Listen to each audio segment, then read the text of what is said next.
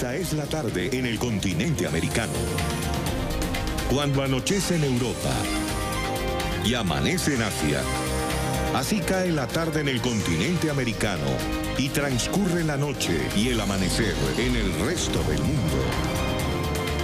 La tarde. Hola, bienvenidos a la tarde de NTN 24, el canal de las Américas. Los saluda Carlos Eduardo Sánchez. Hoy por Idania Chirinos, es un gusto poder acompañarlos durante las próximas 2 horas de información. Así comenzamos. El Grupo de Lima no reconocerá el nuevo periodo de mandato de Nicolás Maduro, que comenzaría el próximo 10 de enero. Esa fue la conclusión de la reunión que mantuvo esta mañana el bloque en la capital peruana. Los cancilleres calificaron la elección del pasado 20 de mayo de ilegítima y pidieron además al líder del régimen venezolano abstenerse de tomar posesión. México fue el único de los 14 países que componen este grupo que se abstuvo de firmar la resolución. Además, los líderes regionales resaltaron la grave crisis que viven los venezolanos. Escuchemos a continuación el pronunciamiento una vez que culminó esta reunión en Lima, Perú. Como todos ustedes saben, el 10 de enero de 2019 dará inicio el nuevo periodo ilegítimo del régimen de Nicolás Maduro, el mismo que se deriva, como ustedes ya conocen, de unas elecciones ilegítimas del 20 de mayo del año pasado, que no contó con los estándares mínimos democráticos ni la participación de todos los actores políticos involucrados en el proceso venezolano. Los miembros del Grupo de Lima expresaron claramente en su momento su no reconocimiento de la legitimidad de ese proceso electoral y por tanto se hacía necesaria una evaluación conjunta de esta situación y que el grupo emita un mensaje político claro y adopte medidas concretas. A todos ustedes les acabamos de repartir la declaración adoptada esta mañana por el Grupo de Lima, así que no la voy a repetir. Esta declaración tiene un mensaje político contundente. El principal mensaje es sin duda el no reconocimiento de la legitimidad del nuevo periodo del régimen venezolano. Y simplemente quiero singularizar unos puntos que se mencionan en la declaración que hemos adoptado. Y dice así el primer punto. El Grupo de Lima reitera que el proceso electoral llevado a cabo en Venezuela el 20 de mayo de 2018 carece de legitimidad por no haber contado con la participación de todos los actores políticos venezolanos, ni con la presencia de observadores internacionales independientes, ni con las garantías y estándares internacionales necesarios para un proceso libre, justo y transparente. En consecuencia, no reconoce la legitimidad del nuevo periodo presidencial del régimen de Nicolás Maduro, que se iniciará el 10 de enero de 2019. También se respalda a la Asamblea Nacional como órgano constitucionalmente electo y se insta a Nicolás Maduro a no asumir la presidencia, que respete las atribuciones de la Asamblea y le transfiera provisionalmente el poder hasta que se realicen nuevas elecciones. Y para precisar más, la declaración señala de manera específica en su punto 2 que ratifica su pleno respaldo y reconocimiento a la Asamblea Nacional, elegida legítimamente el 6 de diciembre de 2015 como órgano constitucional democráticamente electo en Venezuela. Instan a Nicolás Maduro a no asumir la presidencia el 10 de enero de 2019 y a que respete las atribuciones de la Asamblea Nacional y le transfiera en forma provisional el poder ejecutivo hasta que se realicen nuevas elecciones democráticas. De otro lado, se hace una necesaria mención a la grave situación humanitaria en Venezuela y la crisis migratoria y de refugiados que ha provocado la dictadura del régimen de Maduro y todas las acciones que han generado una profunda crisis política, económica y social en ese país. Se acuerdan asimismo medidas concretas como reevaluar el estado o nivel de relaciones diplomáticas con Venezuela o impedir la entrada de nuestros países a los altos funcionarios del régimen o prevenir su acceso al sistema financiero y, de ser necesario, congelar sus fondos y otros activos. Sin duda, es muy importante que el Grupo de Lima haya emitido este pronunciamiento para continuar ejerciendo presión con miras a la restauración de la democracia en Venezuela, hacer un llamado a la comunidad internacional para que se sume a nuestros esfuerzos y brindar un mensaje de esperanza al pueblo venezolano.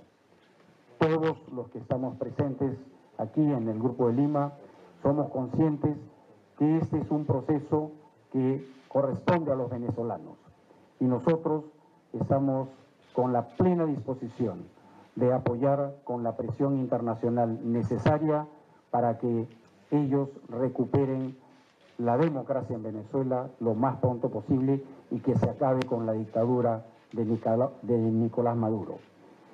Realmente lo que va a ocurrir el día 10 de enero es una fecha clave, es el turning point. Y quiero decirle que es obvio que los países miembros del Grupo de Lima no asistirán a la toma de posición de Nicolás Maduro. Así que hay una plena convicción de todos nosotros de respaldar todos los esfuerzos que se hagan para que en Venezuela se recupere la democracia, que termine la dictadura y que definitivamente el pueblo venezolano pueda volver a vivir en paz. Y además hemos resaltado la gravedad de la crisis humanitaria, el éxodo masivo de migrantes en nuestros países y hacemos un llamado a toda la comunidad internacional para que preste el debido apoyo financiero a nuestros países porque el éxodo de esta naturaleza desborda las capacidades nacionales. Así que les agradezco, señores periodistas, que nos acompañen en esta tarde.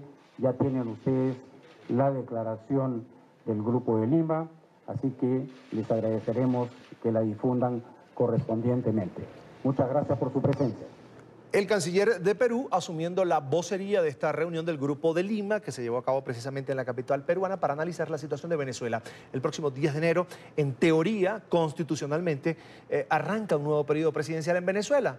Nicolás Maduro fue electo en unas cuestionadas elecciones presidenciales y buena parte de la comunidad internacional lo desconoció el llamado que se hizo a esta elección presidencial desde la cuestionada Asamblea Nacional Constituyente y, por supuesto, ahora este mandato que pretende asumir el próximo 10 de enero. Para analizar este tema quiero saludar a Diego Arria, ex embajador de Venezuela ante la ONU. Señor Arria, ya lo veo en pantalla. Bienvenido a la tarde de NTN 24. Muchas gracias. Es un gusto.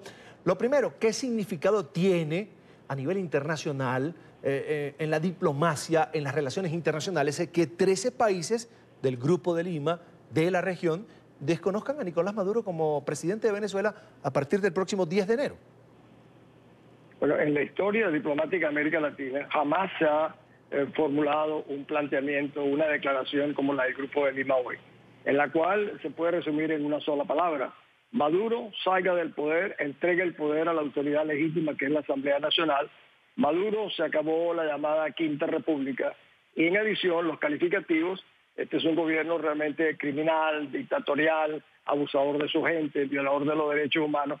No se han ahorrado los miembros del Grupo de Lima calificativos muy adecuados y muy realistas a la realidad venezolana. Ahora, ¿qué significa esto?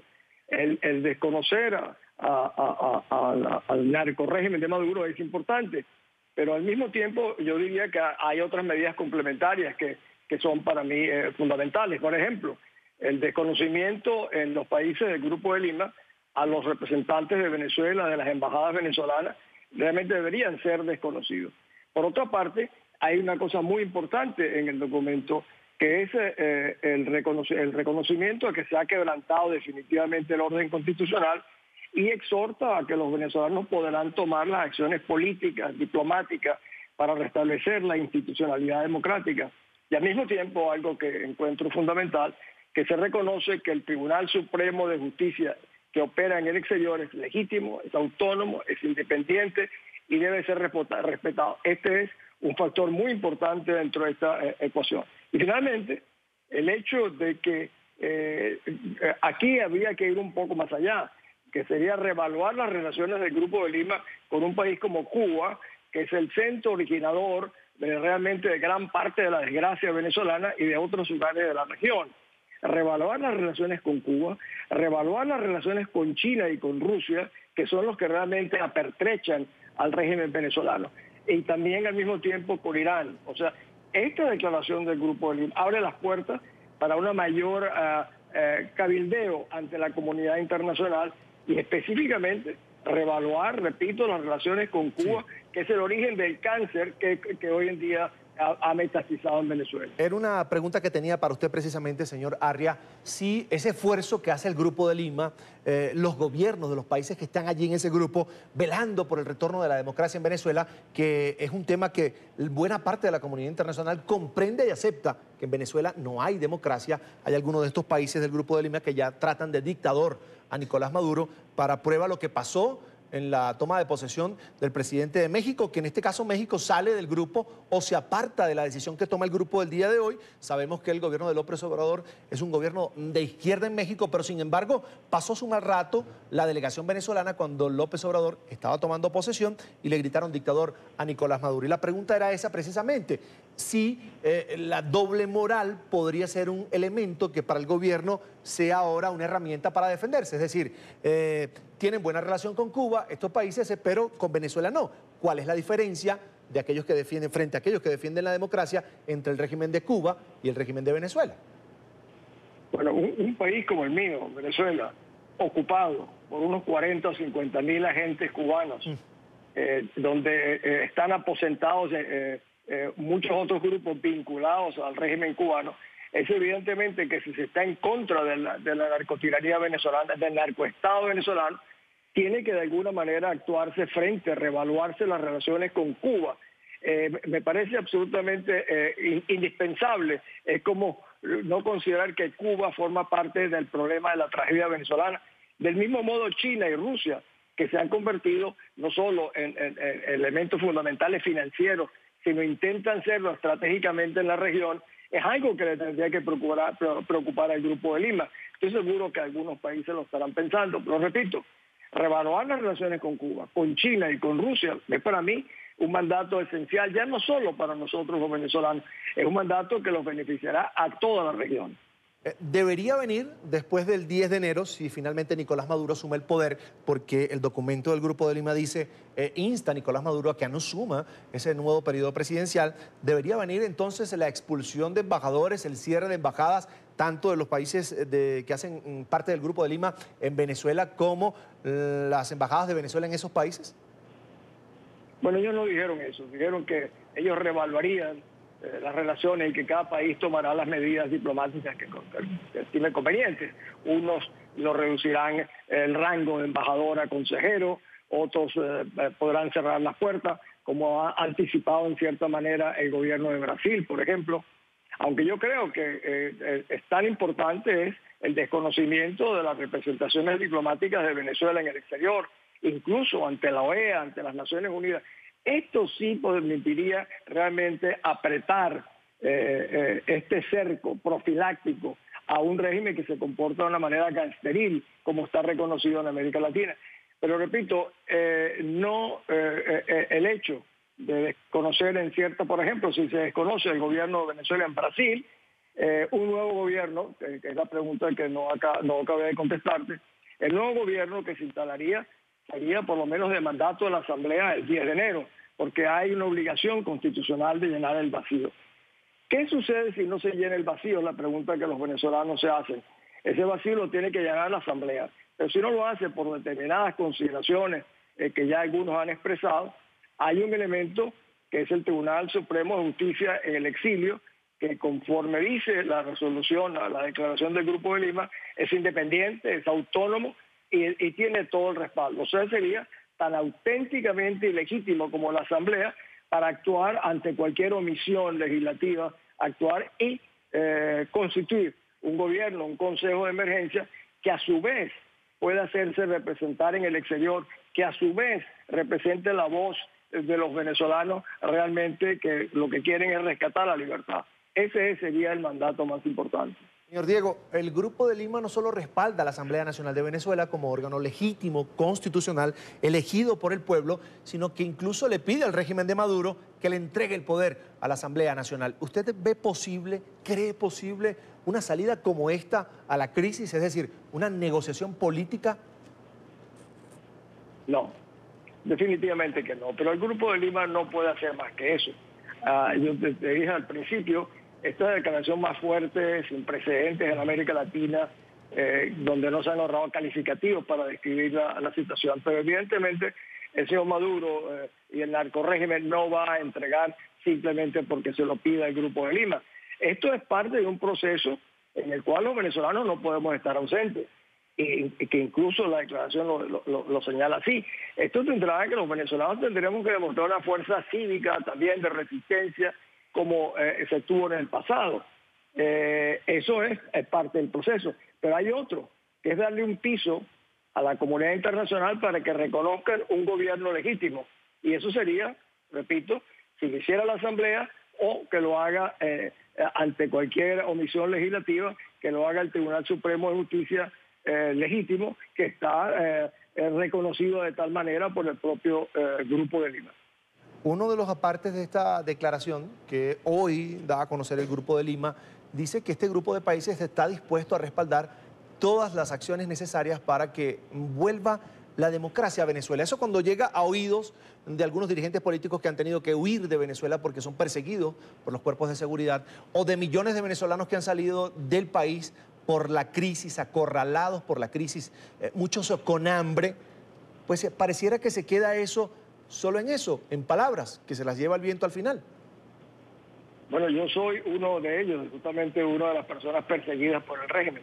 Es que en un país como el nuestro, que lleva ya casi 20 años, por cumplir 20 años, sufriendo toda clase de miseria de un régimen criminal, las palabras van perdiendo importancia. Yo decía hace pocos días que no son las palabras, son los que pronuncian y los que emiten las palabras los que han perdido importancia. Pero en este caso, que un grupo de países, 13 países hayan suscrito este documento, es muy importante y nosotros tenemos que montarnos sobre esa palabra porque es una esperanza real. Nunca hemos tenido tanto apoyo de la comunidad internacional como ahora.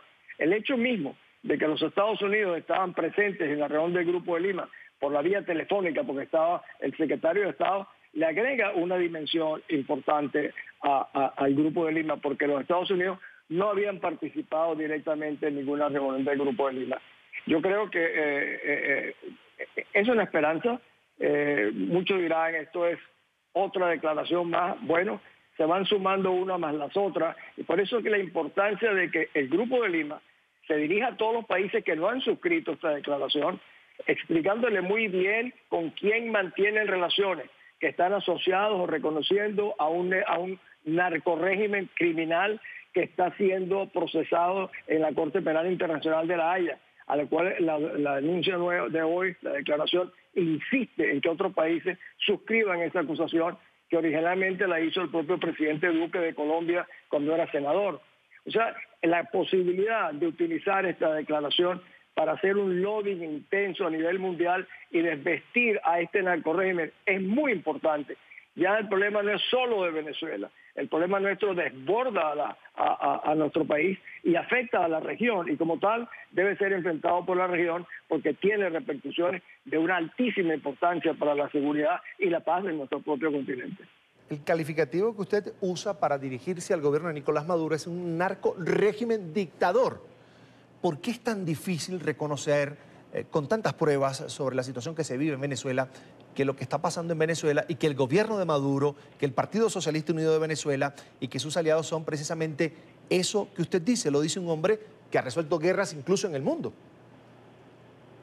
Fíjate, el otro día yo hablé del Consejo de Derechos Humanos en Ginebra y yo dije, Pablo Escobar nunca fue presidente de Colombia. El Chapo Guzmán nunca fue presidente de México. Pero Nicolás Maduro, vinculado con sus familiares al tráfico de drogas, es presidente de Venezuela. El vicepresidente está vinculado también al tráfico de drogas. El presidente del Tribunal Supremo de Justicia, ilegítimo venezolano, procesado por 2 asesinatos. O sea, en Venezuela sí existen el Pablo Escobar y el Chapo Guzmán, pero están montados en el gobierno, en un régimen que sin la menor duda se ha venido convirtiendo en un narcoestado militarizado. Y allí está el punto. Las Fuerzas Armadas venezolanas tienen hoy un problema muy serio que lo van a tener a partir del 10.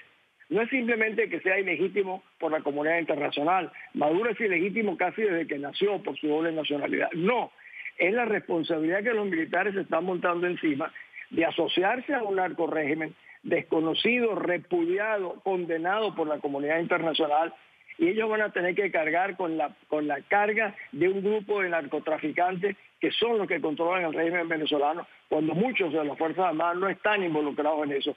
Estará su cúpula militar, pero no está toda la Fuerzas Armadas. Así que las Fuerzas Armadas tienen hoy una responsabilidad extraordinaria para realmente ayudarnos a rescatar la libertad y darle al 10 de enero una dimensión realmente fundamental para ese rescate. Quienes aseguran, señor Arria, que si esta gestión que hace la comunidad internacional, el Grupo de Lima, el grupo de países que le ha tendido la mano a Venezuela en medio de esta crisis, no es acompañada por manifestaciones ciudadanas en las calles exigiendo el cumplimiento de la Constitución, pues no va a tener ningún efecto. Habló de las acciones que se deben hacer a lo interno de Venezuela, donde también se resalta una oposición dividida. ¿Usted cómo lo ve? Pues mira, lamentablemente es muy cierto esto, las dos cosas. Por una parte, la capacidad de animar, de inspirar a la sociedad, curiosamente no están dadas las condiciones. Curiosamente, el 10 de enero tendría que ser la oportunidad para que los venezolanos se volcaran a todas las calles a celebrar que se ha dado el fin a un proceso ilegítimo. No creo que esto vaya a suceder, pero no olvidemos que nosotros no es un régimen, simplemente es un narcorrégimen militarizado, donde la gente los persigue, los ataca, los mata, etcétera. Es un riesgo muy grande a un país que ha venido regando mucha sangre, sobre todo muchos jóvenes a lo largo de muchos años. Pero al mismo tiempo, la reflexión que cabe es que la libertad tiene un costo y los venezolanos tenemos que demostrar hasta qué punto estamos dispuestos a pagar ese costo y hasta qué punto estamos dispuestos a demostrar de qué material estamos hechos los venezolanos. Porque muchos dicen, bueno, ¿cómo es posible que hayan cargado ustedes con esta monstruosidad de régimen tantos años? Y siempre digo, bueno, ustedes no conocen, porque no han vivido la naturaleza y la crueldad y la criminalidad de ese régimen, lo cual hace tan difícil y ha hecho tan difícil este proceso. Al mismo tiempo, un gobierno en emergencia, si no lo hace la Asamblea Nacional, es para mí una esperanza, debo decirte.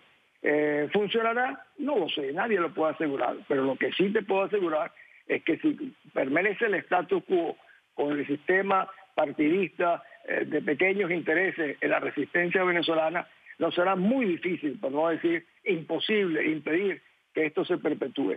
O sea, la emergencia demanda a un grupo independiente que solo tenga un interés, el interés nacional de rescatar la libertad en Venezuela. Y eso es un proceso que está a punto de ponerse a prueba el 10 de enero. Señor Diego, y otro punto en esta declaración del Grupo de Lima es que hacen referencia a la necesidad de recursos económicos para atender el éxodo venezolano.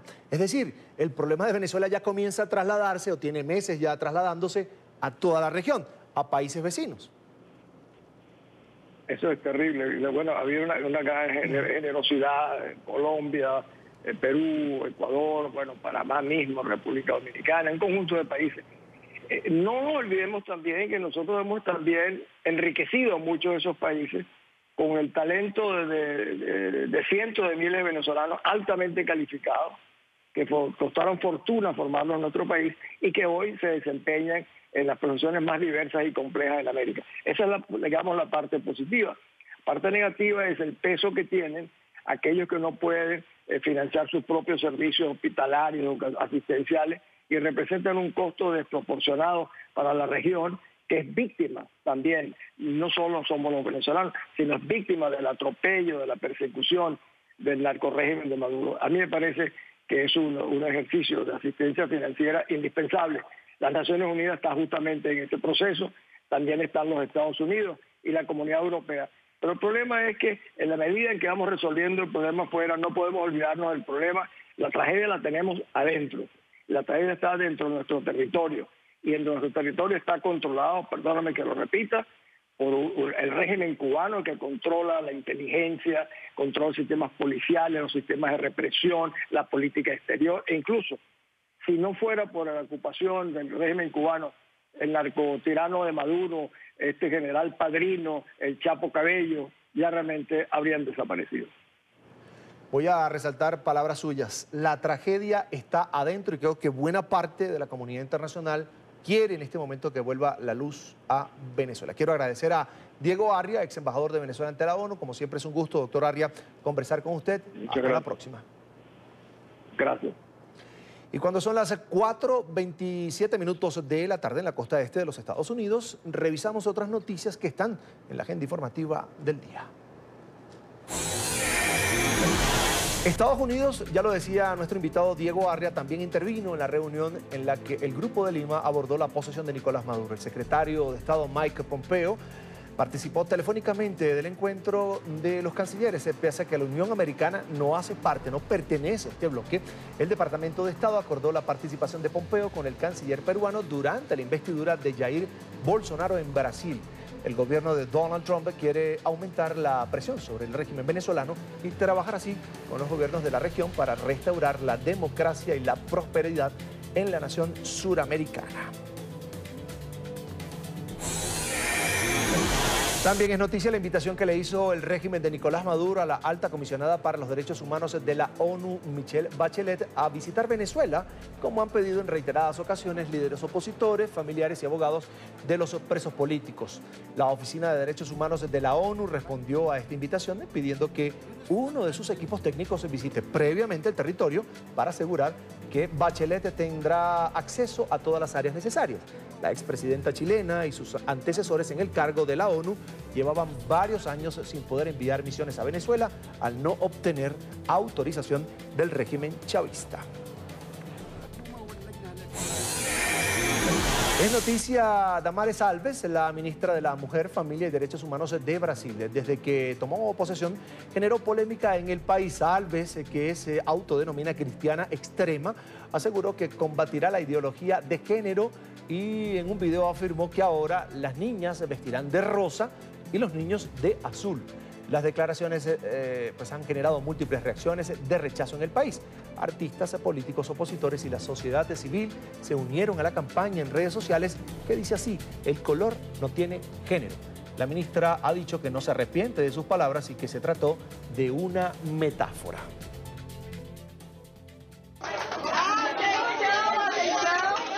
Atención, atención. Es una nueva era de Brasil. Los niños visten azul y las niñas se visten de rosa. Es noticia Donald Trump, que volvió a pronunciarse ante la posibilidad de que se inicie un juicio político en su contra. En su cuenta de Twitter, el mandatario aseguró que no hay razones para que se lleve a cabo este procedimiento, pues contrario, dice él, a lo que se ha dicho, no es responsable de obstrucción a la justicia y según él, sus primeros años al frente de la Casa Blanca han sido los más exitosos en la historia de la Unión Americana. Como lo he dicho muchas veces, si los demócratas toman el control de la Cámara o el Senado, habrá perturbación en los mercados financieros. Nosotros ganamos el Senado y ellos la Cámara. Las cosas van a asentarse. Ellos solamente quieren hacerme un impeachment porque saben que no pueden ganar en el 2020. Demasiado éxito. ¿Cómo pueden hacerle un juicio político a un presidente que tal vez ha ganado la mayor elección de todos los tiempos, que no ha hecho nada malo? No hubo conspiración con Rusia, fueron los demócratas los que conspiraron. Ha tenido los 2 primeros años más exitosos de cualquier presidente y es el republicano más popular en la historia del partido con un 93%. También es noticia Chile. 5 personas, entre ellas 2 ciudadanos venezolanos, resultaron lesionadas tras la explosión de un artefacto en una parada de autobús en el centro de la capital, Santiago. Los heridos fueron trasladados a centros asistenciales. Una mujer de 30 años que recibió un golpe en una de sus piernas es la que se encuentra más grave. Sin embargo, las autoridades afirman que su vida no corre peligro. El artefacto fue manipulado desde la distancia y activado a las 11:45 de la mañana. La Fiscalía investiga los hechos y mantiene acordonada la zona. Por el momento no hay personas detenidas, pero el grupo ecoterrorista individualistas tendientes a lo salvaje se adjudicó estos hechos. El presidente Sebastián Piñera condenó lo ocurrido. Es noticia el fiscal general de Perú, Pedro Chávarri, quien se aferra a su cargo tras la junta con los fiscales supremos. Chávarri se negó a dar un paso al costado pese a la solicitud expresa de los fiscales Pablo Sánchez, Zoraida Ábalos, Tomás Gálvez y Víctor Montes. Esto en medio de la crisis por la que atraviesa el sistema judicial peruano, que llevó al presidente Martín Vizcarra a pedir al Congreso que declarara en emergencia el Ministerio Público y el volcamiento a las calles de miles de ciudadanos que exigen la renuncia del fiscal general. A esta hora nos acompaña José Domingo Pérez, el fiscal del caso Odebrecht en Perú. Allí está en pantalla. Señor Pérez, un gusto tenerlo aquí en la tarde. Bienvenido. Muy buenas tardes. Señor Pérez, el fiscal Pedro Chávarri echa hacia atrás esa decisión de removerlo a usted y al fiscal Rafael Vela de la causa que investiga el escándalo de Odebrecht en Perú. Cuando él echa para atrás esa decisión, ¿ustedes vuelven al mismo punto en el que estaban en cuanto a esta investigación de corrupción?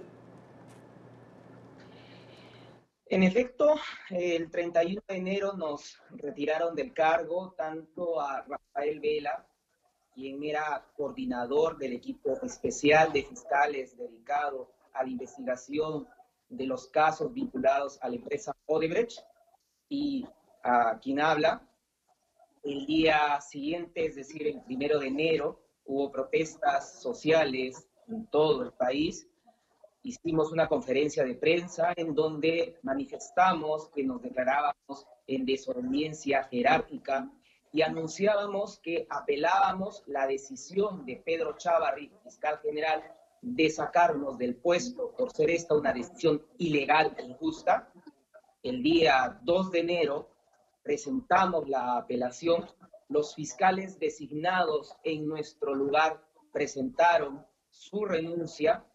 El Poder Ejecutivo peruano presentó un proyecto de ley para declarar en emergencia el Ministerio Público al Poder Legislativo.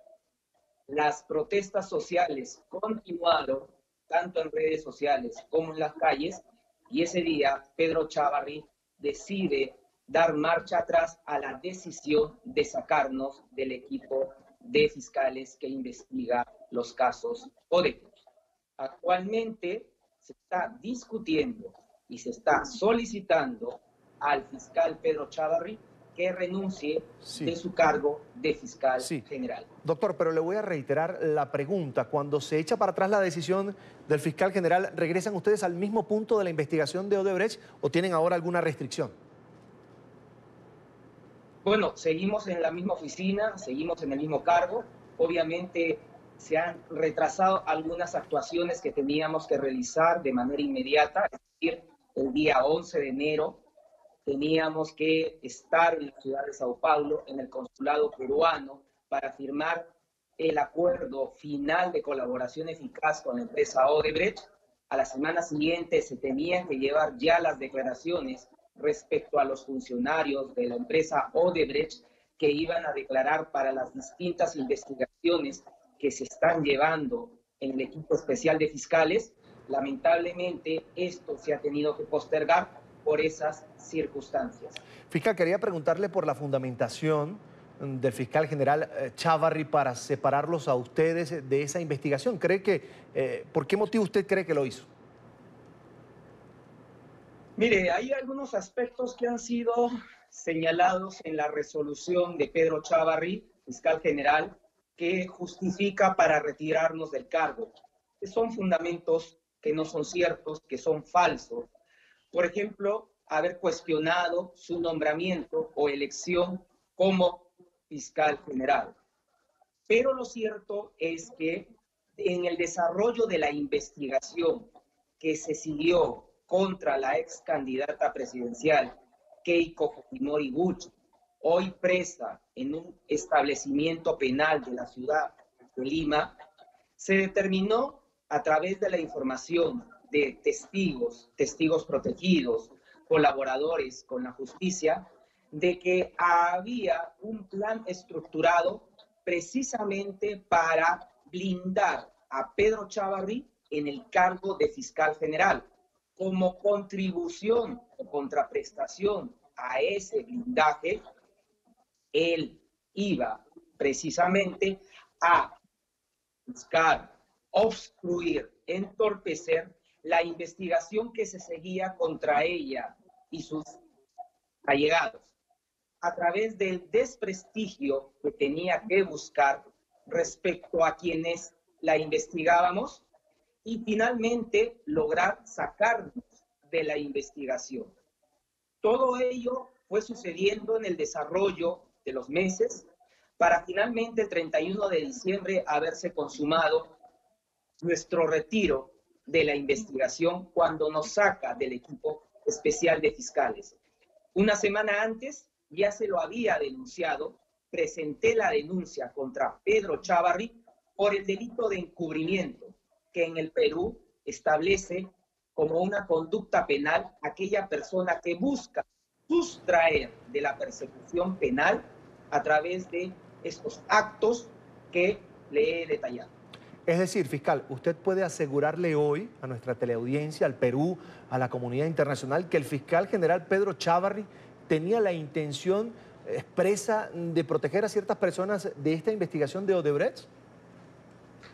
Bueno, eso está acreditado no solamente por el desarrollo de la investigación, sino que el día de hoy, precisamente la Sala Penal de Apelaciones, que ha revisado en segunda instancia la prisión preventiva contra Keiko Fujimori y Gucci por 36 meses, ha confirmado la decisión del juez de primera instancia, en donde se establece que se le impone y se reafirma esta medida tan grave como la prisión preventiva, porque se ha evidenciado peligro de obstaculización, peligro de entorpecimiento al proceso, a la investigación, a los actos que viene desarrollando los fiscales del equipo especial.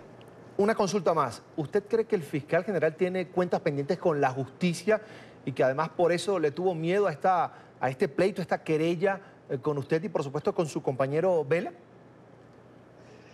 Mire, ya hay una denuncia contra Pedro Chávarri.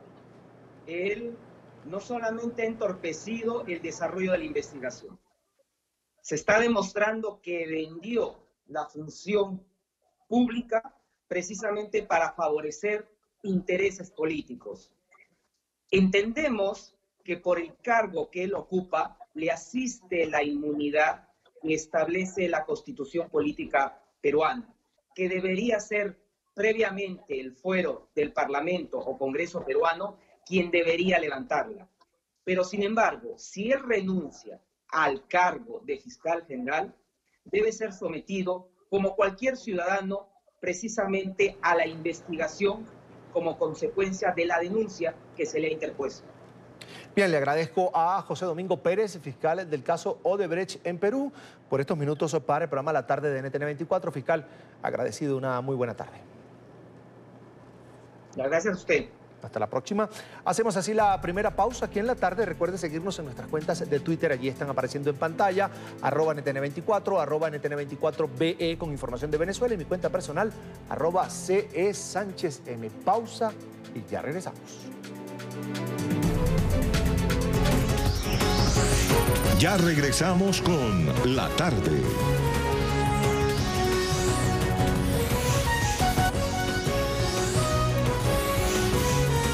Continuamos con La Tarde. Ya estamos de vuelta con más de La Tarde por NTN 24. Nuevamente, sin un acuerdo que permita la reapertura del gobierno federal en Estados Unidos, terminó la reunión del presidente Donald Trump con líderes del Congreso. Al término de este encuentro, legisladores demócratas dijeron que el mandatario amenazó con mantener el cierre parcial de la administración por meses o incluso años si no aprueban el presupuesto para la construcción del muro fronterizo. Minutos después, el propio Trump ratificó la información entregada por los congresistas. NTN 24 está, por supuesto, en el lugar de la noticia con Carolina Valladares. Ya te veo en pantalla, Carolina. Buena tarde.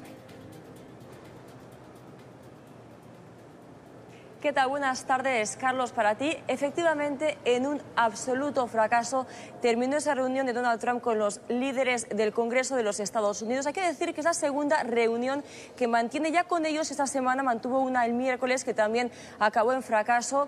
El problema, la raíz de la disputa son esos 5.000 millones de dólares que el presidente Donald Trump se empeña en incluir en esos presupuestos que tienen que llegar al Senado para obtener también la luz verde del Senado. Es por ello que en los últimos días ninguno de los dos partidos o líderes de los partidos había dado señales de que la situación podía cambiar. Es por ello que hoy, cuando hubo esa reunión, las expectativas ciertamente eran bajas de que pudiera llegarse a un acuerdo para terminar, poner fin a ese cierre del gobierno federal de los Estados Unidos, que recordemos a esta hora concluye ya los 13 días, 16 horas y 46 minutos. Son ya muchos días y Donald Trump ha amenazado en que, si es por él, este cierre podría durar más horas, más días e incluso dijo años.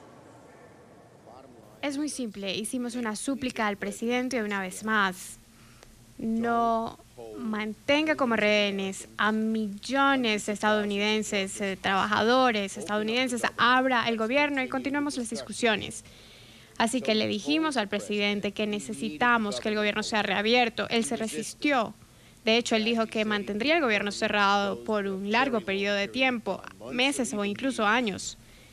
Y nosotros vamos a continuar discutiendo, por supuesto, pero es muy difícil ver cómo se podrá hacer progreso si no abren el gobierno. Acabamos de completar una larga y algunas veces polémica conversación con el presidente.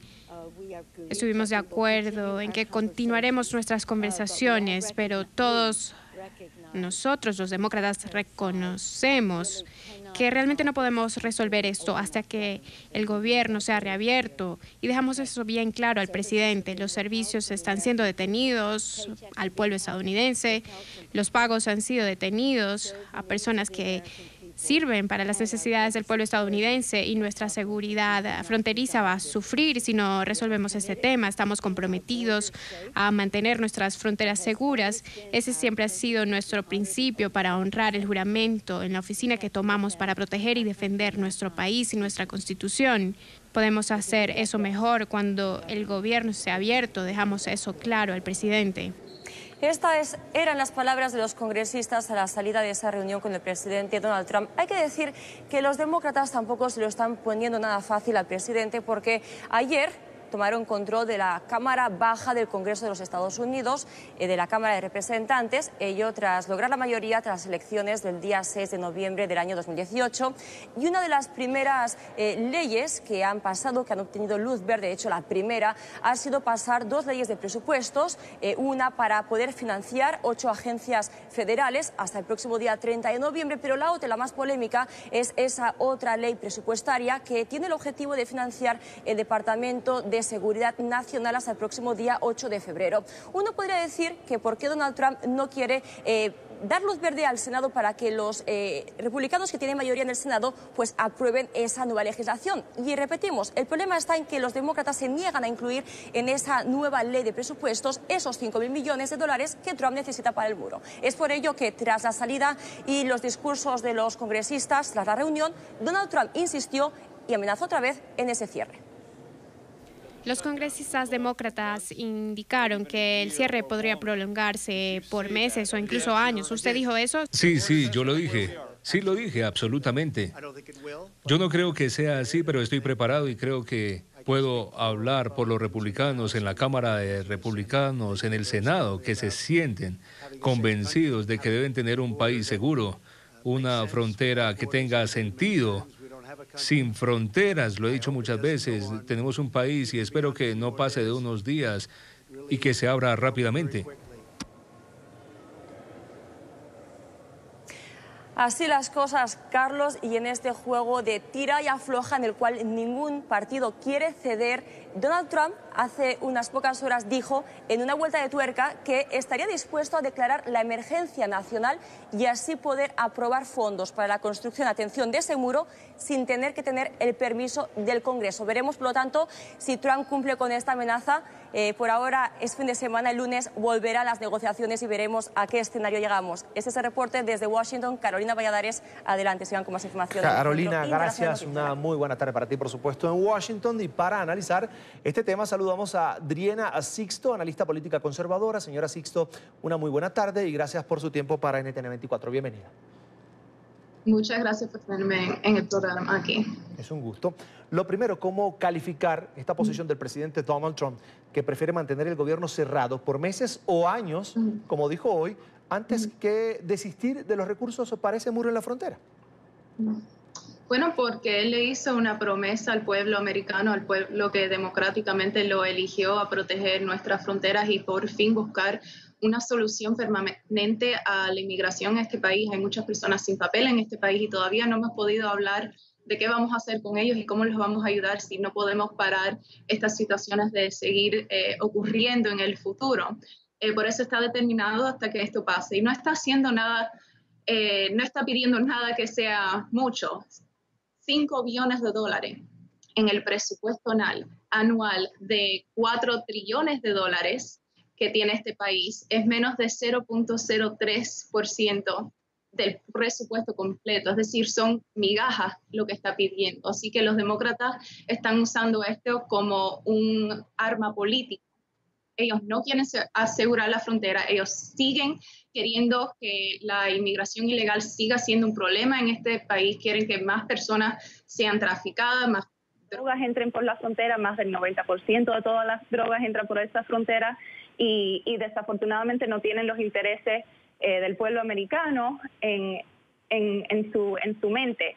Le ha sido más difícil al presidente Donald Trump negociar algo con los demócratas en la Cámara de Representantes que negociar con el dictador de North Korea, Kim Jong-un.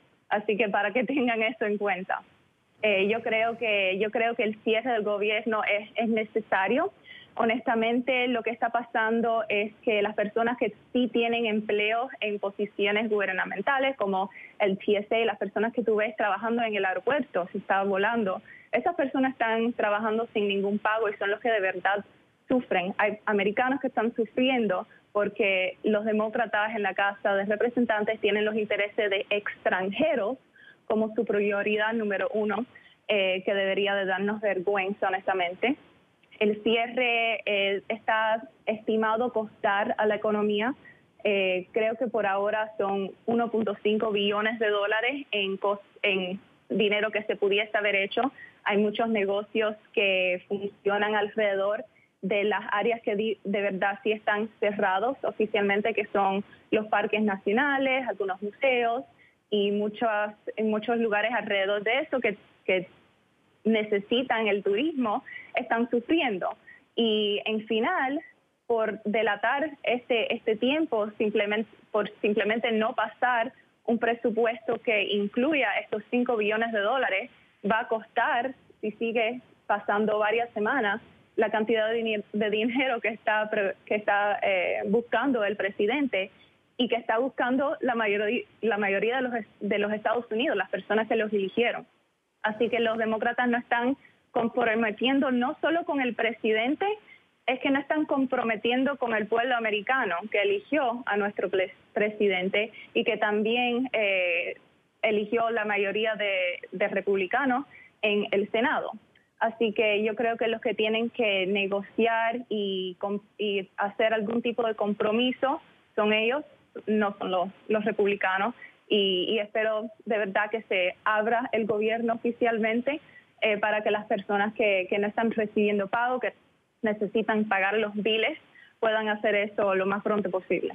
Señora Sixto, van 13 días a casi 14 del cierre del gobierno federal. Ya nos dijo qué instituciones no tienen recursos en este momento, pero le quería preguntar, ¿a cuánto estamos de ver un caos en la primera potencia del mundo? No creo que un caos se forme por el cierre del gobierno. Las agencias del military, es decir, el Army todavía están siendo pagadas.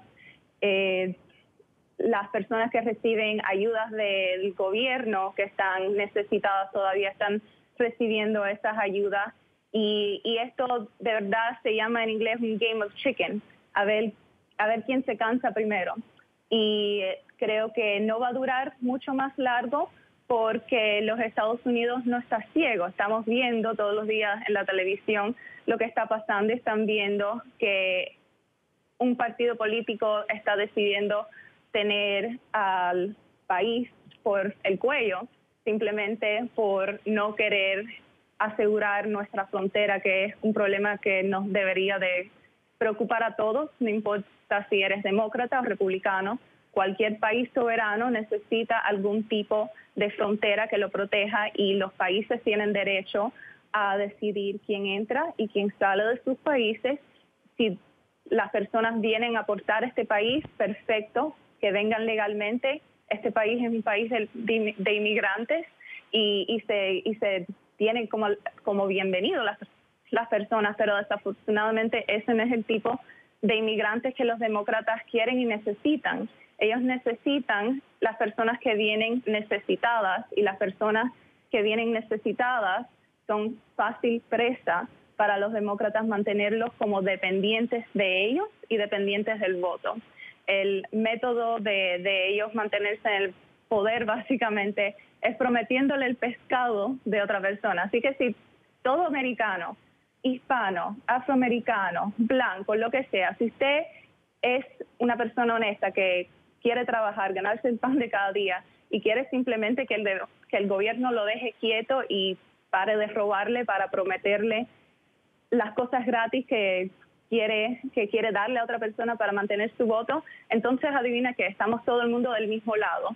Deberíamos de unirnos como americanos en este país y rechazar y hablar en contra de esta fechoría que están haciendo los demócratas simplemente porque quieren traer más personas aquí a los Estados Unidos, porque a ellas no le interesan los intereses de los americanos aquí, tienen los intereses extranjeros de otras partes.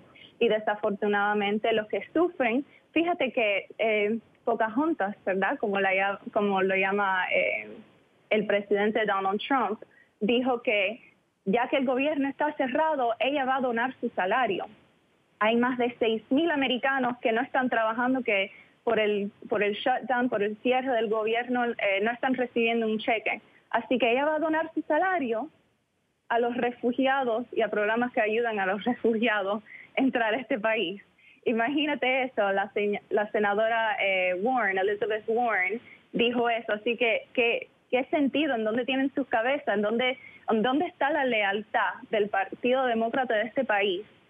Nosotros tenemos que honestamente llamarlo como es básicamente un hostage. Están manteniendo a este país al pie, debajo del pie, hasta que ellos tengan todo lo que quieran y no les importa la seguridad nacional de este país.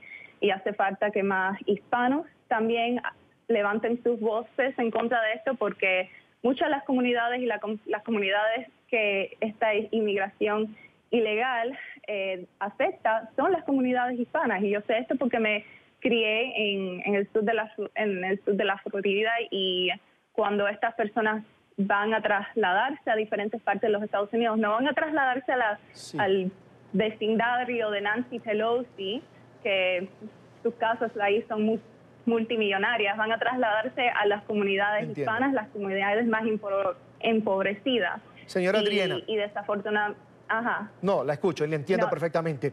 Quería comentar con usted esto. Esta semana, el presidente Donald Trump de alguna manera dejó sobre la mesa, en medio de este pulso político, la posibilidad de negociar un estatus migratorio para los llamados Dreamers. ¿Qué tanto pesa esta, que pareciera ser una buena carta que tiene guardada el presidente Donald Trump? Yo creo que es justo. Este presidente es extremadamente justo. Yo creo que cualquier persona razonable entendería de que el presidente, esto es lo que ofreció y esto ha sido en lo que basó su campaña del 2016. Él quiere cerrar la frontera para que no sigan viniendo personas y que nos veamos en este mismo problema más adelante en el futuro. Y así después podemos ayudar a las personas que están aquí. Hay niños que han venido cuando eran muy jóvenes y lo único que conocen es este país y esta es su casa, y obviamente necesitan un tratamiento más empatético, con más simpatía, y tenemos que ayudarlos. Pero ¿cómo vamos a saber quiénes estaban en este país por tanto tiempo o quiénes acabaron de llegar? O si ofrecemos esta amnistía, si quiere llamarlo, y no tenemos un muro y no tenemos protección en la frontera, ¿qué va a prevenir a miles y miles de personas querer venir a este país para aprovecharse de esa amnistía? ¿Y cómo vamos a saber quiénes estuvieron antes y quiénes estuvieron después? Lo que propuso el presidente es a las personas que están aquí, tienen que declararse como que están aquí en los Estados Unidos, tienen que salir de los shadows, tienen que salir y declararse, y tenemos que ver si han estado en este país contribuyendo, si han ido a la escuela, si han trabajado, si no tienen un récord criminal, y así podemos encontrarle una forma a la ciudadanía eventualmente, pagando los taxes, impuestos, si es que no lo habían pagado antes, y pasar un examen de ciudadanía y ponerse en fila, igual que muchas personas alrededor del mundo están haciendo esta fila y tienen que pasar este proceso, mis padres incluidos, que tuvieron que esperar en Cuba, hasta mi papá fue a la prisión durante un tiempo esperando poder declararse como refugiado y venir a este país legalmente. Hay millones de personas que quieren venir a este país porque es el mejor país del mundo, así que es increíble que los demócratas estén llamando también a los republicanos racistas y anti-inmigrantes por querer crear este muro que protege nuestras fronteras. Nosotros somos un país de inmigrantes, y si fuera un país tan racista y horrible, entonces ¿por qué es que millones y millones de personas alrededor del mundo se matan, cruzan fronteras, cruzan todo Centroamérica para tratar de venir aquí? Así que esa es mi opinión sobre eso. Bien, quiero agradecer a Adriana Sixto, analista política conservadora, por supuesto, por estos minutos para la tarde de NTN 24. Fue un gusto. Hasta la próxima. Igualmente, igualmente. Buenas tardes, chao. La ciudad de Nueva York dio hoy la bienvenida a los Reyes Magos. Melchor, Gaspar y Baltasar recorrieron algunas de las calles de la Gran Manzana. Desde hace más de 4 décadas, el desfile, que recuerda a los históricos personajes, ha sido organizado por la comunidad latina. Alejandro Rincón, nuestro periodista, tiene toda la información. Alejandro, buenas tardes. Hola, feliz tarde de viernes para todos. La mayor parte de esta edición número 42 del desfile del Día de Reyes Magos ya ha transcurrido por varias de las principales calles de Manhattan. Sin embargo, este es un evento que también se constituye en una celebración de la cultura latina neoyorquina. Y por eso, a esta hora del día, incluso todavía hay algunos que están en la calle celebrando y expresando con tranquilidad el orgullo de ser latinos. A propósito de esta celebración protagonizada por Melchor, Gaspar y Baltasar, tenemos para ustedes las reacciones de quienes este 2019 encarnaron a esos personajes históricos, y en las siguientes palabras ellos describen cuál debe ser el concepto en este 2019 del desfile de Reyes Magos. Todos los países latinos, Puerto Rico, México, Santo Domingo, España, en todos esos pueblos hoy empiezan la tradición a ponerle debajo de la cama las cajitas con su agua, con su hierba, esperando los regalos de los Reyes Magos. Les deseamos que este año 2019 le dé mucha salud y mucha fortaleza a todas las familias que estén allá afuera ligándonos hoy. Quizás en esos tiempos, ¿verdad? El hecho de tener fronteras no era un espacio que dividía tanto a la gente como nos está dividiendo hoy. Yo creo que el mensaje de los Reyes Magos es el mensaje de María y José, ¿no? Que también andaban buscando un lugar. Ellos eran migrantes también, ¿no? Donde poder tener a su hijo. Todas esas connotaciones son muy importantes recordarlas Les mencionaba hace algunos instantes que el desfile de Reyes Magos de la ciudad de Nueva York, más allá de hacer historia de estos personajes bíblicos, es una celebración de la cultura latina. No en vano, esa bandera de Puerto Rico que ustedes ven allí en medio de la calle. De hecho, este ha sido uno de los personajes que literalmente se robó el show de esta edición número 42 del desfile del Día de Reyes Magos. Y por eso también quiero que vean ustedes ahora la percepción de los propios residentes de este sector, de los latinos neoyorquinos, quienes explican en estas palabras qué significa para ellos este desfile de los Reyes Magos. Yo soy puertorriqueña, eso significa mucho para nosotros. Nosotros creemos en los 3 Reyes Magos y todos los años yo saco a los niños para que lo vean. Y los animales, y me gustó todos los reyes. Yo lo hago todos los años con mi familia y es algo que nosotros hacemos. Al concluir esta celebración, la ciudad de Nueva York cierra oficial y socialmente todo el calendario de actividades que habitualmente tiene lugar con motivo del cambio de año. La llegada de los Reyes Magos pues viene ya a marcar no solo el cierre de estas festividades, sino el inicio formal de todo el calendario que viene por delante en el 2019. Es todo lo que tenemos para ustedes por ahora. Continúen con más en La Tarde. Alejandro, hasta pronto. Gracias. Una feliz tarde para ti, por supuesto, en la Gran Manzana. Y en Madrid vamos ahora a Europa. Está todo listo para la tradicional cabalgata de Reyes Magos, que se llevará a cabo este sábado 5 de enero. Miles de niños disfrutarán de este evento que contará con 11 carrozas y cerca de 2.000 personas desfilando. En la capital española, Marcelo Moncayo, con la información, nos preparó este reporte. Hola, ¿qué tal? Saludos para ustedes en la tarde, amigos televidentes. En el Ayuntamiento de Madrid se presentaron las 3 nuevas carrozas que serán utilizadas por sus majestades los Reyes Magos este sábado en la cabalgata de Reyes. Son 3 vehículos que han sido decorados por más de 30.000 niños. Todo listo en Madrid para que los 3 Reyes Magos de Oriente recorran las principales calles del centro de la capital en la tan esperada cabalgata de Reyes. Una fiesta que es considerada por muchas familias españolas más tradicional que la propia Navidad. En el Ayuntamiento de Madrid se presentaron las nuevas carrozas que llevarán este sábado a Gaspar, Melchor y Baltasar. Son 3 vehículos que están decorados con más de 30.000 cartas escritas por los niños que quisieron plasmar sus deseos en el papel. Este año los Reyes Magos nos han pedido que todos los niños y niñas y sus familias colaboren en la construcción de las carrozas reales y para ello les hemos pedido que escriban sus cartas en un papel mágico que se iluminará en la cabalgata. Este año la cabalgata está dedicada a las artes. Queríamos lanzar un mensaje sobre la importancia de las artes para el crecimiento como personas y como sociedad. Queríamos hablar del poder transformador de las artes. Pero una de las principales características de esta próxima cabalgata de Reyes será la mayor inclusión de personas con distintas discapacidades. Para esto el Ayuntamiento ha dispuesto diversos dispositivos para que, por ejemplo, las personas sordas puedan sentir la música de las carrozas a través de unas mochilas especiales. Por primera vez en su historia, la cabalgata se hará audiodescrita para personas con discapacidad visual. ¿Vale? Tendrá también equipos de bucle magnético para aquellas personas con discapacidad auditiva puedan acceder al sonido directo que se esté dando desde microfonía limpio, libre de ruido directo. Hemos implementado ya a lo largo de toda esta Navidad una tecnología de vibración que son las mochilas vibratorias, que es lo que tengo ahora mismo puesto, que son unas mochilas que sirven para que las personas con discapacidad auditiva puedan notar, vibrar, escuchar la música a través del tacto, a través de las vibraciones. Si bien la cabalgata de Reyes de Madrid es la más conocida, serán muchas más las que recorran otras ciudades españolas, repartiendo golosinas a los miles de niños que disfrutarán a su paso. Televidentes de la tarde y mañana sábado, la fiesta de la cabalgata de Reyes comenzará a las 7 de la tarde, hora local. Este es el informe para la tarde. Marcelo Moncayo, NTN 24, Madrid. Hasta pronto, buena noche a Marcelo, por supuesto, en la capital española. Pausa aquí en la tarde. Al regreso, la incertidumbre en Venezuela por el panorama político de los próximos días. Ya regresamos.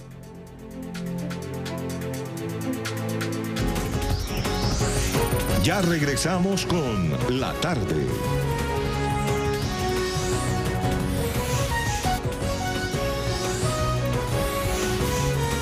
Continuamos con La Tarde. En Venezuela hay incertidumbre por el panorama político de los primeros días. Este 5 de enero inicia un nuevo periodo legislativo en la Asamblea Nacional que deberá encarar la nueva juramentación de Nicolás Maduro el próximo 10 de enero, tras una elección que buena parte de la comunidad internacional desconoce. Este 5 de enero se juramenta la nueva directiva de la Asamblea Nacional de Venezuela, el único poder que tendría legitimidad de origen para encarar una posible transición en el país. La nueva directiva de la única representación legítima del pueblo venezolano, del único poder del Estado que tiene soporte en la soberanía popular. Los venezolanos tenemos que tener fe y esperanza y confianza en lo que fue su voto y lo que hoy se expresa en la Asamblea Nacional. El 5 de enero llamamos al pueblo venezolano a dar su respaldo. Señalan que se han dado pasos importantes desde el Parlamento para actuar de forma correcta. La madurez política de los integrantes de la Asamblea Nacional al reconocer la vigencia del acuerdo de gobernabilidad firmado hace 4 años. Sin embargo, en la calle hay cierto pesimismo con respecto a lo que pueda ocurrir frente al 10 de enero. ¿Qué esperan si no lo dejan trabajar? Espero muchas cosas que no han hecho. ¿Cómo qué? Bueno, que este hombre nos siga mandando. Esa es una de ellas. ¿Cree usted que la Asamblea Nacional no ha cumplido con lo que ha debido hacer? No, no ha cumplido, porque si no estuviéramos como estamos. Otros aún tienen esperanzas en una salida desde el Parlamento Nacional. Lo mejor sería que se hubiera una transición, se llamaran nuevas elecciones limpias, voto a voto, y se lograra que el que gane que le entreguen el poder. Pues si gana Maduro, que le entreguen el poder a él también, igualito. De cara al 10 de enero, una fecha que se aproxima con velocidad y desde el punto de vista constitucional, la AN se convierte en la ruta de salida a la crisis política. Que el artículo 187 de la Constitución le da a la Asamblea Nacional una serie de competencias desde legislativas hasta a través de actos legislativos, como por ejemplo la convocatoria de un consejo consultivo donde la Asamblea Nacional pueda reunir a todos los sectores de la sociedad para definir qué es lo que hay que hacer, hasta declararse en emergencia y evidentemente activar a la sociedad venezolana para recuperar la democracia. Luego de las irregularidades electorales y políticas de la elección del pasado 10 de mayo, Maduro sería un presidente de facto, pero sin soporte legal. El 10 de enero no solamente se está produciendo una vacancia del titular de la Presidencia de la República, sino que está ocurriendo algo profundamente mucho más grave, que es que se ha quebrado, se consolidará el quiebre del orden constitucional. Destacan la importancia del respaldo internacional, pero piden medir las consecuencias para Venezuela. Lo que hemos pedido a la comunidad internacional es que siga haciendo lo que hasta ahora está haciendo, que es ejercer presión democrática sobre Venezuela. A diferencia de lo que algunos, a nuestra forma de ver de manera equivocada, están pidiendo, que romper relaciones con Venezuela, retirar los embajadores, la petición del Frente Amplio es que no lo hagan. Requerimos presencia internacional aquí para ser testigos de lo que está ocurriendo y ser nuestros portavoces en nuestra caja de resonancia afuera. Desde distintos factores políticos han hecho un llamado a la sociedad civil para que respalde a la Asamblea Nacional a partir de este próximo 5 de enero, cuando se instale una nueva directiva al mando del poder parlamentario. Asimismo, han hecho un llamado a la comunidad internacional para que continúe respaldando las luchas democráticas en el país. Desde Caracas, Venezuela, para la tarde de NTN 24, Luis Alejandro Laya. Para analizar este tema quiero saludar a Blanca Rosa Mármol, magistrada emérita del Tribunal Supremo de Justicia de Venezuela. Ya la ve en pantalla. Doctora Blanca Rosa, bienvenida nuevamente a la tarde de NTN 24. Buenas tardes, me encantada de saludarte, Carlos Eduardo, y a todos quienes nos ven y nos escuchan en este momento. Doctora, es un gusto, como siempre, bienvenida. Quería preguntarle primero, constitucionalmente, ¿cuál es la hoja de ruta y cuáles son las facultades de la Asamblea Nacional de Venezuela, que es el único órgano electo por voluntad popular vigente en Venezuela, para a partir del próximo 10 de enero desconocer ese nuevo mandato de Nicolás Maduro? Sí, las facultades o prácticamente las obligaciones de la Asamblea Nacional están clarísimas en la Constitución. Y si cuando se constituya la nueva directiva de la Asamblea Nacional, tiene que desconocer a Maduro como presidente de Venezuela, porque él detenta la presidencia, él no es el presidente de Venezuela. Él se reeligió en unas elecciones espurias donde no participaron todos los dirigentes y todos los candidatos que debían participar, y que no se rigió por las normas procesales, constitucionales y legales. De manera que eso es evidente. Y al no haber ese presidente, hay un vacío institucional muy grande, y le corresponde llenarlo al presidente de la Asamblea. Claramente lo establece la Constitución Nacional, de manera que el presidente de Venezuela, el 10 de enero, debería ser el presidente de la Asamblea una vez que se haya juramentado esa directiva, nueva directiva de la Asamblea. Ese es el orden constitucional. De no realizarse así y de no asumir esa presidencia, el presidente de la Asamblea le correspondería en línea directa al Tribunal Supremo de Justicia proveer la vacante, es decir, nombrar, le corresponde al presidente del Tribunal Supremo de Justicia o, en su defecto, que el Tribunal Supremo de Justicia designe una junta de transición o un gobierno de transición, como quiera que se le conciba. Pero ese es el orden constitucional en Venezuela. En medio de este panorama confuso que hay entre legalidad e ilegalidad en Venezuela, está un tema que no es desconocido ya, incluso para la comunidad internacional. Y es que el Tribunal Supremo de Justicia, que opera en territorio venezolano, que opera en la sede en Caracas, que para muchos es ilegítimo, ilegal, porque no lo nombró la Asamblea Nacional, que fue electa por el pueblo, pues esta Asamblea Nacional, que nombra el Tribunal Supremo de Justicia, está fuera de orden, está fuera de la Constitución. Y ese es el argumento que utiliza Nicolás Maduro para operar todo el tema legislativo a través de una asamblea constituyente que a todas luces y probablemente, según también los grandes entendidos y los estudiosos de la Constitución en Venezuela, también está al margen de la ley. Ahora, doctora, ¿cómo explicarle todo esto al mundo? Que de alguna manera reconoce a la Asamblea Nacional, desconoce la Constituyente, pero en efecto en Venezuela el poder lo tiene la Constituyente.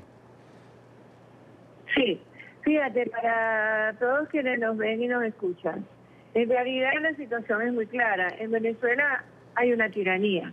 Es por eso que asumir la presidencia de la República por el presidente de la Asamblea Nacional, que es el único poder legítimo aquí en Venezuela, es un riesgo, indudablemente. Es una exposición porque sabemos que estamos ante un régimen de fuerza. Pero lo que responde es esto. Indudablemente la Asamblea Constituyente es inconstitucional porque fue elegida de una manera completamente inconstitucional.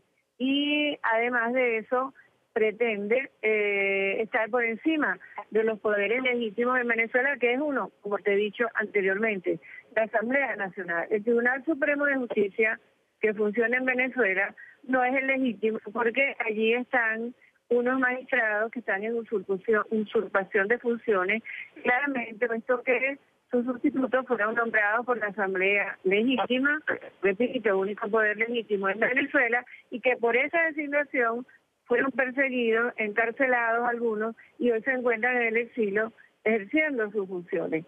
De tal manera que lo que aquí está planteado es clarísimo, es la asunción de la presidencia de la República por el presidente de la Asamblea y o, en su defecto, cubrir ese vacante por el Tribunal Supremo Legítimo que se encuentra en el exilio. El planteamiento que tenemos aquí de un presunto consejo consultivo que nombraría la Asamblea Legítima en Venezuela sería en ningún caso una solución para lo que está planteado, porque después de desconocer a Maduro, ¿quién va a gobernar? No es ese consejo consultivo. De manera que, en mi opinión, es para ganar tiempo y, en mi opinión también, viene a ser una sustitución del diálogo.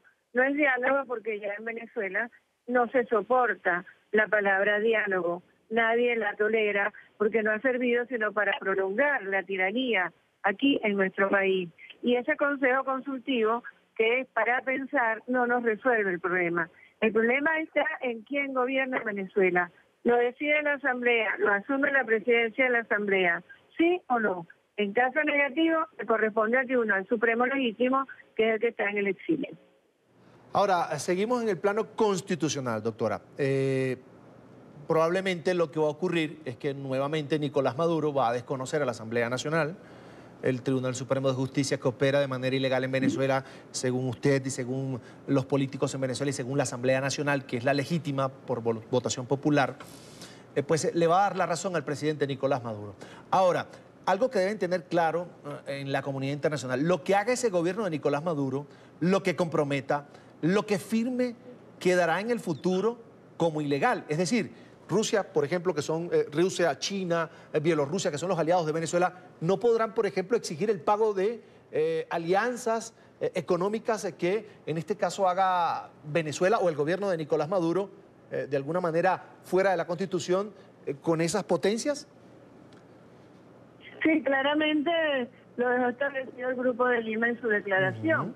Uno de los planteamientos que hace es que no deberán ser reconocidos los préstamos, los créditos que se hagan con Venezuela, que se negocien, que no deben dársele ayuda ni aportes financieros en ningún caso, que debe hacerse inclusive una lista de los funcionarios que no deben entrar a esos países porque son funcionarios de una tiranía, que quedó claramente establecido que no es una democracia y que debe hacerse todo lo necesario para ayudar a la recuperación de la democracia en Venezuela. Y también se estableció, entre otras muchas cosas, porque fue muy bien redactado, que la situación que estamos viviendo en Venezuela es un peligro para el continente. Se refieren también a los inmigrantes que tenemos, también no los nombro así, pero lo digo yo, los desterrados, que eso es lo que vienen a hacer en definitiva, y este problema tan grave que tenemos de salud y de alimentación en Venezuela, que es una crisis humanitaria. De manera que este es un problema que no puede ser ignorado. De hecho, la comunidad internacional desconoce esta elección de Maduro por inconstitucional y yo creo que contamos con todo eso, con el apoyo a la recuperación de la democracia en Venezuela para finalmente resolver esta situación que está planteada. Papel, doctora, de la Fuerza Armada de acuerdo a la Constitución en un escenario como ese, un Maduro que se quiere quedar en el poder y una Asamblea Nacional legítima que le dice usted se reeligió de manera ilegal, fuera de la Constitución. La obligación de las Fuerzas Armadas es apoyar a la democracia, la soberanía popular y la democracia. Esa es su obligación legal y constitucional. De manera, ante una situación como la planteada, lo que le corresponde a las Fuerzas Armadas es apoyar a la Asamblea Nacional y, en el caso de que así fuera, su asunción de la Presidencia de la República como consecuencia de que en la actualidad Venezuela no tiene presidente constitucional. Doctora, ¿puede esa Asamblea Nacional legal, constitucional, buscar justicia fuera de Venezuela de acuerdo a convenios internacionales firmados antes incluso de la llegada de Hugo Chávez al poder? La Asamblea Nacional, sí, la Asamblea Nacional es el único poder legítimo que tenemos en Venezuela, porque el otro está en el exilio, como ya lo he dicho antes. Indudablemente corresponde a todos los organismos internacionales reconocer la actuación de la Asamblea Nacional en Venezuela, porque es el organismo, o vamos a decir la institución constitucional, y son sus actuaciones las únicas que revisen esa condición. Doctora, hablemos ya desde su rol como venezolana, como ciudadana que cumple las leyes, que paga impuestos, que respeta la Constitución de la República Bolivariana de Venezuela. ¿Qué se siente en el ambiente en Venezuela después de una Navidad en medio de crisis, después de recibir un año nuevo en medio de muchas necesidades? Ya se comienza a hablar nuevamente de la escasez y, por supuesto, la inflación altísima que se vive en Venezuela. ¿Usted cómo ve el país, el ánimo de los ciudadanos en que en el país se cumpla la ley, la Constitución y se pueda dar un cambio político para salir de la crisis, que es lo que realmente reportan todos los días los medios de comunicación, nuestros compañeros desplegados en Caracas, sobre la situación de la familia venezolana? Sí, lo que yo veo en el ambiente, lo que yo percibo, es una decisión mayoritaria y definitiva de recuperar la democracia en Venezuela.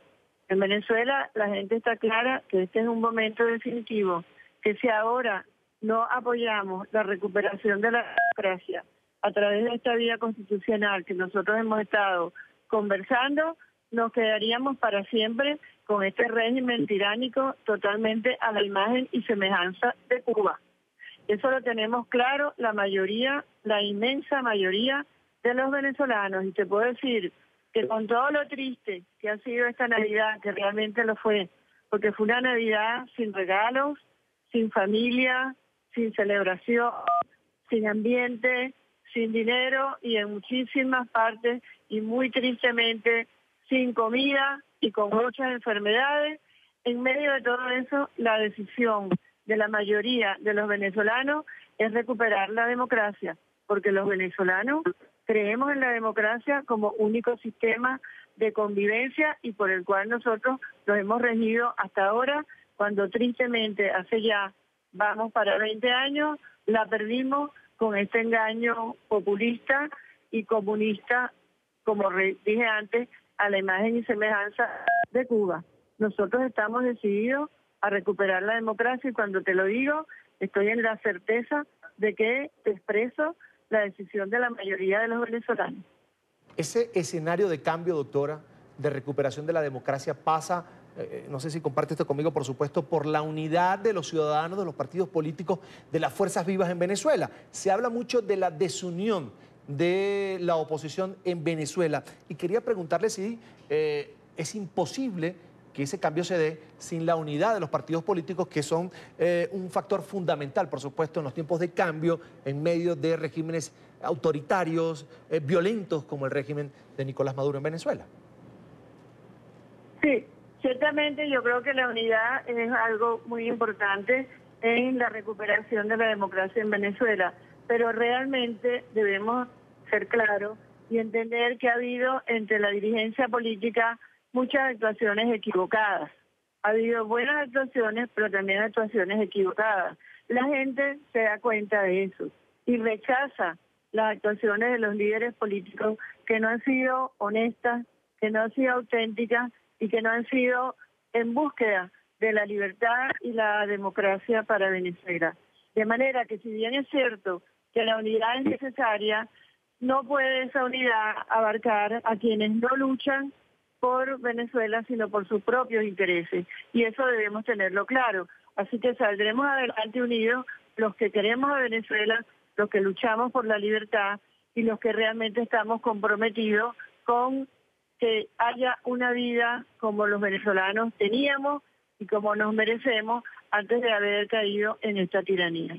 Quiero agradecer a Blanca Rosa Mármol, magistrada emérita del Tribunal Supremo de Justicia de Venezuela, por compartir, como siempre, con nosotros aquí en NTN 24. Doctora, como siempre es un gusto, una feliz tarde, feliz fin de semana.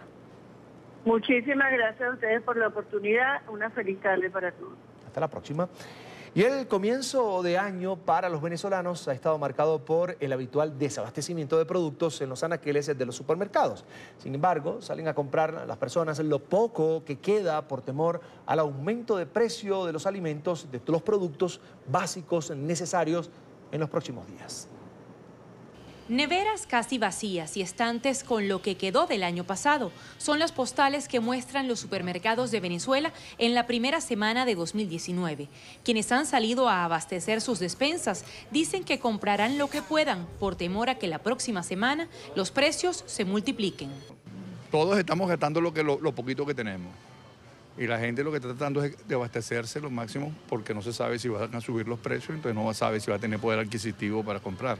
Oye, estamos en un cierre estacional de las empresas, eso se entiende, pero súmele la crisis de la escasez que hay, imagínense, se complica más el panorama, pues. En los primeros días del año que comienza, los venezolanos también se enfrentan a precios en dólares para acceder a algunos bienes y servicios, a pesar de que la moneda oficial es el bolívar y cuando el salario mínimo es el más bajo del continente, apenas de $6 mensuales. Por lo menos para cuestiones de documentación te están cobrando en dólares. Si tú vas a apostillar o vas a sacar los antecedentes, el negocio es dólares. Entonces aquí no hay gobierno, aquí no hay nada. Ya estamos casi dolarizando el país, eso es lo que falta, que dolaricen el país. Algunos taxis sí ya cobran en dólares. Por ejemplo, la clínica, operaciones, todo tipo de cuestiones médicas es en dólares. El economista Alejandro Grisanti explica que en contextos como el venezolano, donde los precios aumentan a diario entre 3 o 4%, los ciudadanos buscan monedas sólidas como el dólar para que su dinero no pierda valor. Para buscar mantener el poder de compra de su trabajo, para poder mantener el poder de compra fruto de sus esfuerzos, terminan comprando dólares y haciendo toda una economía, una economía informal que fluye alrededor del dólar y es el único medio de pago que termina imponiéndose en cada una de las economías. El Fondo Monetario Internacional calcula que para finales de 2019 Venezuela cierre con una inflación de 10 millones %. Sin embargo, economistas consultados creen que es muy temprano para hacer este tipo de proyecciones, dada la severa crisis que atraviesa el país. En Caracas, Adriana Núñez Rabascal para la tarde de NTN 24. Seguimos hablando de la situación de Venezuela. Uno de los efectos de la crisis venezolana es la migración forzada. Miles de familias se han visto obligadas a separarse en ese intento por huir de la grave situación económica y social. La historia de Gerardo Chacón, un venezolano residente en Estados Unidos, es un ejemplo de ello. Sus seres queridos están repartidos entre Colombia, Argentina, Perú e Italia. El equipo de nuestra cadena aliada La Voz de América habló con él. Esta es la historia. La mayoría han salido del país. Gerardo Chacón es un venezolano que vive en Maryland, Estados Unidos. Durante 4 años ha sido testigo de cómo su familia se ha esparcido por el mundo. De arriba, la foto de arriba, estoy con mi primo. Él se fue hace 2 años, 2 años a Argentina. Mi papá y mi mamá, que viven en Colombia. Mi tío y su esposa, que también viven en Colombia. Esa es mi abuela que todavía está en Venezuela. Ella se fue hace 1 año a Perú. Ella se fue también un poco menos de 1 año a Argentina. Como 6 meses en Argentina. Y ella sí se fue hace como 2 años a Colombia. Según Naciones Unidas, 3 millones de venezolanos viven en el extranjero, de los cuales 2.3 millones emigraron a partir de 2015. Huyendo de la crisis económica y sociopolítica que atraviesa Venezuela, algo que desde la distancia Gerardo ha vivido directamente. Y luego empezamos a escuchar, ayúdenme a salir del país, de parte de nuestra familia, ¿no? Dice que ha ayudado a algunos de sus familiares a reunir el dinero para poder emigrar, pero asegura que el precio que ha tenido que pagar vale mucho más que un billete de avión. Pues yo tengo años sin ver a la mayor parte de mi familia y no creo que eso vaya a cambiar. Ya una vez que las personas emigran y que comienzan a echar raíces en otras partes, pues eso no regresa a como era. En Venezuela está su abuela y algunos tíos. Con ellos habla periódicamente y enfrenta una realidad contrastada. Yo siento que cada vez que uno logra hablar con alguien que está en Venezuela, hay una lista de precios. Al principio de la conversación, pues cómo estás, cómo todo lo demás, pero después empieza una lista de precios. Ya la carne está a tanto, ya los huevos están a tanto, todo lo demás. Con una hiperinflación estimada en más de 1.300.000% en 2018, según el Fondo Monetario Internacional, y con una devastadora escasez de productos y servicios públicos, Venezuela vive una de las peores crisis de su historia, concuerdan los expertos. El presidente Nicolás Maduro culpa a otros países de bloquear económicamente a la nación petrolera y promete que en 2019 logrará la prosperidad económica del país, un panorama que Gerardo observa desde la distancia y que fue causa y consecuencia de la separación de su familia. Nueva pausa en la tarde, ya regresamos. Los invito por ahora a que se suscriban a nuestro canal en YouTube, NTN24, allí lo tienen. Allí van a encontrar todo el contenido multimedia, nuestras entrevistas, reportajes y la señal en vivo. Recuerden conectarse www.youtube.com/NTN24.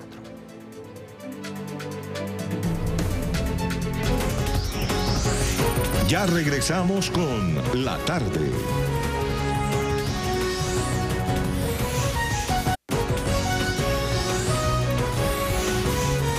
Continuamos con La Tarde. El régimen de Nicolás Maduro estaría persiguiendo a empresarios venezolanos residentes en Colombia y otros países. Es la denuncia de los abogados de Luciano Biondi, un ejecutivo petrolero detenido hace una semana en Colombia mediante circular roja de Interpol emitida por el fiscal general venezolano afecto a Nicolás Maduro. Pero junto a él ya son varios los pedidos en extradición por el régimen, configurándose así un nuevo modus operandi para perseguir a quienes se oponen a las políticas del chavismo en Venezuela.